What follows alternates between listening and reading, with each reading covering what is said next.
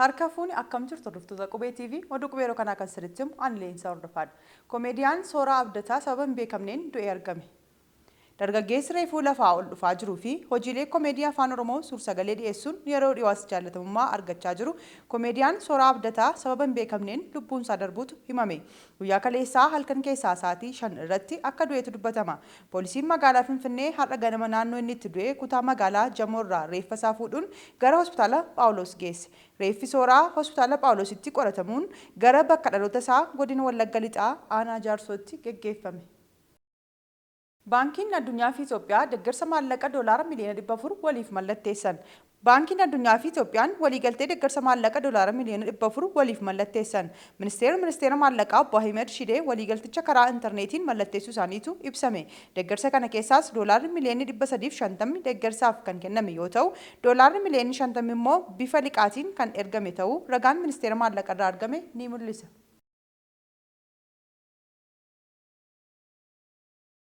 Koorri hooggantoota Afrikaa fi Raashiyaa lammaffaa har'a Raashiyaa magaalaa Paatisbargitti geggeeffame. Beekanii Taakkalaa dabalata qabdi. Raashiyaa Afrikaa Paatisbargitti koorri hooggantoota Afrikaa fi Raashiyaa lammaffaan har'a eegalamuun himame. Mootummoonni Afrikaa kaleessa Paatisbarg galanii. Walgahiin mootummoota Afrikaa fi Raashiyaa Finfinneetti kan yaadamee ture amma magaalaa Raashiyaa Paatisbargitti taa'amuu eegale. Walgahiin kun guyyaa lama har'aa fi booru taasifamuu isaas eerani. Walgahiin michooma Raashiyaa fi biyyoota Afrikaa daran ni cimsa jedhamee yaadame kun yeroo lammaffaaf kan baranaa muummee ministeera Itoophiyaa Dr. Abiy Ahmed fi pirezidaantii Eertiraa Isaayyaas Afeworqi roobii kaleessaa warra dursanii achi galan keessa jiru. Raashiyaa fi biyyoonni Afrikaa gama teekinooloojii, daldala, midhaan nyaataa, nageenyaa fi barnootaatiin kan durii caalaa cimanii waliin hojjechuuf waliigalteewwan adda addaa Raashiyaatiin qophaa'e irratti dubbatan. Gabaa addunyaa irratti bittaa gurgurtaan doolaaraan osoo hin taane maallaquma biyyootaan akka ta'uuf Puutiin yaada kaasaniin Afrikaanota waliin haasa'an.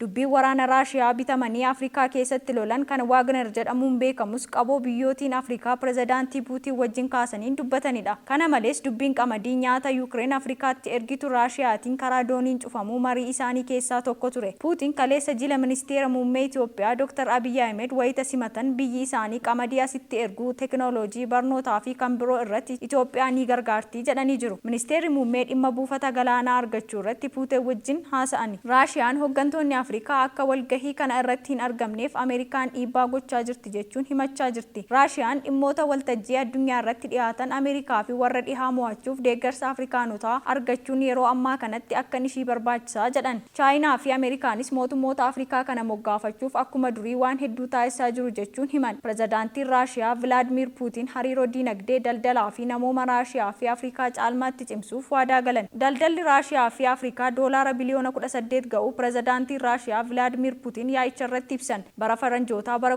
2023 hariiroon daldala oomisha qonna Raashiyaa fi Afrikaa parsantii 60 guddachuu eeruun kana caalaa guddachuu akka danda'u dubbatan. Bara kana biyyattiin baatiiwwan jalqabaa ja'an darban keessa midhaan toonii miliyoona 10 gara Afrikaatti erguu kaasan. Raashiyaan bu'uuraalee misoomaa faayinaansii Afrikaa guddisuu fi sirna kaffaltii Raashiyaa walitti fiduuf qophii qabaachuu ibsan. Biyyattiin wabii nyaataa ardii Afrikaa mirkaneessuuf dhaabbata nyaata addunyaa mootummoota gamtoomanii waliin hojjechaa jiraachuu himan. Akkasumas yaa'iin Raashiyaa Afrikaa har'a gaggeeffamu eegale kun hooggantoota Afrikaa fi aangaa'ota Raashiyaa waliin akka wal arganii mari'ataniif carraa bane. Puutiin yeroo dhumaaf muummicha ministeera Itoophiyaa waliin kan wal argan walga'ii jalqaba Raashiyaa fi Afrikaan bara 2019 magaalaa Sochiitti gaggeeffameen ture. Walga'iin Raashiyaa Afrikaa lammataa waltajjiin diinagdee magaalaa Seent Piitersbargitti adoolessa 27 haga 28 gaggeeffamu nagaa, nageenyaa fi misoomaaf jedhuun kan gaggeeffamedha. Hooggantoonni walgahii kana irratti hirmaatan yaa'ii Raashiyaa Afrikaa bara 2019 gaggeeffame irratti hirmaatan walii yoo ilaalamu lakkoofsi isaanii 43 irraa gara 17tti gadi bu'ee jira jedhan. Gorsaa dhimma alaa pirezidaantii Puutiin kan ta'an Yuurii Ushkaavoo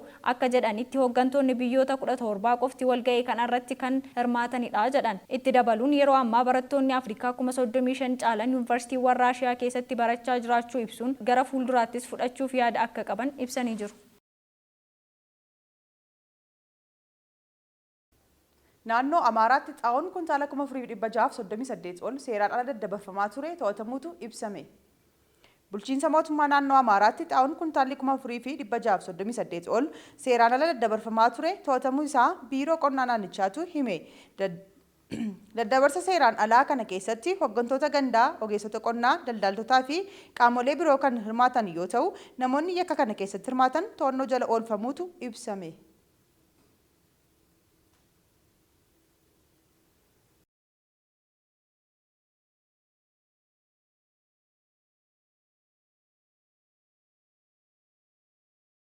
Bulchiinsi yeroo mootummaa naannoo Tigraay hidhattoota 50,000 ol kanneen waraana kaaba Itoophiyaa keessatti hirmaachaa turan gara qe'ee isaaniitti gaggeessuu beeksise. Sabda Lamuu dabalata qabdi.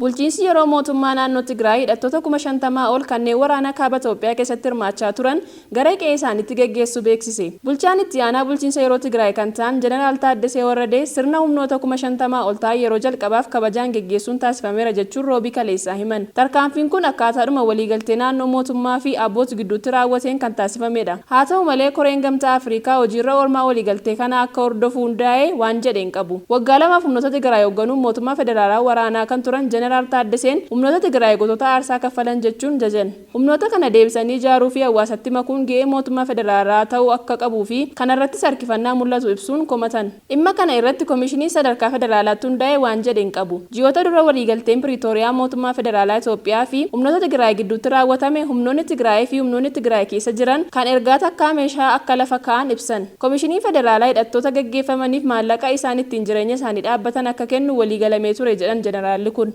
Kabajaan haala isaan ittiin jiruu isaanii gaggeeffatan mijeessinee fi gaggeessina kan jedhan qondaalli kun haala kana mijeessuun hojii mootummaa fi uummata Tigraay jechuun himan. Hidhattooti kunneen adoolessaa fi fulbaana dhufu keessatti guutummaatti gara hojii idilee isaaniitti akka deebisanis himan. Hojiin loltoota waraanaa keessatti hirmaatan deebisanii jireenya isaanii idileetti akka deebi'an gochuun sadarkaa biyyaatti kan taasifamudha. Gama kaaniin akkaataa waliigaltee nagaan bakkeewwan naannoo Tigraayitti deebifamuu qaban akka hin deebine qondaalli waraanaa kun eeran. Sababa kanaaf iddoowwan kaanitti humnoonni Tigraay turuuf dirqamuu himan. Gama kaabaa fi lixa Tigraayin humnoonni Eertiraa akkasumas humnoonni Amaaraa dhimma gaaffii lafaa kaasan qubatanii jiru. Hidhattoonni kun yeroo gaggeeffaman maal akka waadaa isaan ibsee nama ibsamuu baatus waraqaa ragaa galateeffannaa lola keessatti hirmaachuu isaanii ibsutu kennameef. Bakkeewwan naannichaa qaamolee biroon qabamanii jiru. Uummanni buqqee hin deebine maatiin wal jalaa badeera jechuun kunneen osoo jiranii gaggeeffamuu isaatiin komii ibsa. Humnoonni Tigraay yeroo waraanaan miidhaman eegumsii fi kunuunsi nuuf hin taasifamne jechuun hiriira mormii gaggeessaa turuun isaanii ni yaadatama. Waraanni waggaa lamaaf gaggeeffame lubbuu 100,000 lakkaa'amu galaafateera jedhamuun badii guddaa qaqqabsiise. Baatii 9 dura mootummaa fi abuut waliigaltee nagaa mallatteessanis ammallee bakka lixa Tigraay jedhamutti sarbamni mirga jabaa jedhamee raawwatamaa jira jedhe Human Rights Watch. Himannaa kana mootummaan Itoophiyaa ni balaaleffate. Deeggarsi namoomaa ergaa waliigalteen raawwatame fooyyee agarsiisus saamicha raawwate jedhamee walqabatee mootummoonni gamtoomanii fi Ameerikaan akka guutuu biyyaatti deeggarsa dhiyeessuu dhaaban. Sababa waraana kanaan hawaasi qeerraa buqqaa rakkoof saaxilamee akka jiru aangaa'onni naannichaa ibsan.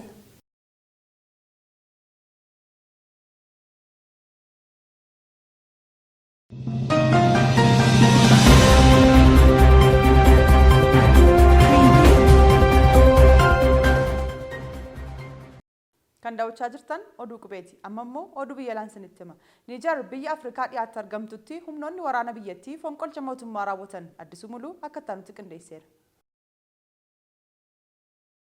Niijer biyya Afrikaa dhiyaatti argamtutti humni waraanaa biyyattii fonqolcha mootummaa raawwatan. Biyyoonni lixa Afrikaa akkuma walitti dhufeenya aadaa, daangaa lafaa fi qubsuma waliin qooddatanii fi fedhii dinagdee waloo qaban duudhaa fonqolcha aangoos waan waliin gabbifachaa jiran fakkaatu. Biyyoonni naannoo Afrikaa lixaatti argaman kun waggoota dhiyoo asitti walitti fufinsaan fonqolcha aangoo gaggeessaa jiru. Lixa Afrikaatti kan argaman Maalii fi Burkiinaa Faasoon reefu waggaa tokko dura fonqolcha aangoo keessummeessan. Sababni fonqolchaa inni guddaan diddaa jihaadistootaa yoo ta'u dhugaan isaa garuu dheebuu aangoo biyyoota Afrikaa hedduu macheessedha. Fonqolcha kanas kan raawwatan warra paartii mormituu otoo hin taane loltoota heera biyyattiif daangaa biyyattii kabachiisuuf ijaaramani. Niijer kan ollaa jaraa taate immoo kaleessa gara galgalaa fonqolcha mootummaa keessummeessite. Fonqolcha kanas kan raawwatan garee mormituu osoo hin taane loltoota biyyattiitti daangaa fi heera biyyaa eeguuf waadaa galani. Loltoonni Niijer kaleessa galgala heera biyyattii diiguun dhaabota siyaasaa mara ugguruun daangaa biyyattii akka cufan dhaaman. Dubbii himaan raayyaa ittisa biyyaa Koloneel Meejar Amduu Abdarmaane miidiyaa biyyattiitti ba'uun pirezidaantii biyyattii Mahammad Baazoom masaraa pirezidaantii keessatti akka uggurame labsuun aangoon biyyattii humna waraanaan to'atamuu ibsan. Pirezidaantichi amma deeggarsa Ameerikaa jabaa ta'e akka barbaadan ministeera ajaalaa biyyattii Antoonii Bilinkaniif waamicha dhiyeessan jechuun Reuters gabaasee ture. Warri masaraa adii US irraa immoo pirezidaantichi bakka uggurame irraa akka fayyaan qaamaa fi bilisummaan isaanii eegamuuf akkasumas akka gadhiifamu gaafatan. Barreessaan dhaabbata mootummoota gamtoomanii Antooniyoo Guutarees pirezidaanticha waliin erga haasa'anii booda deeggarsi dhaaba isaanii akka isaan cinaa jiru itti himan. Kibxata kaleessaa foddaa televezyiinii biyyattii irratti namoota 9 kanneen uffata waraanaa uffatanii marfamanii ibsa kan kennan Koloneel Meejer Amduu Abdarmaane nuti humna ittisaa fi tikaa mootummaa kuffifneerraa jedhan. Dhaabbileen biyyattii hundi yeroof hojii akka dhaaban kan ibsan Koloneelli kun biyyoonni alaa hundi akka gidduu hin seenne gaafanna hanga haalli kun tasgabbaa'utti daangaa lafaa fi qilleensa keenya cufnee jirra jechuun dubbatan. Itti dabaluunis yeroo hin murtoofneef galgala sa'aatii 4 hanga ganama sa'aatii 11tti labsiin sochii biyyattiitti labsameera jechuun BBCtu gabaase.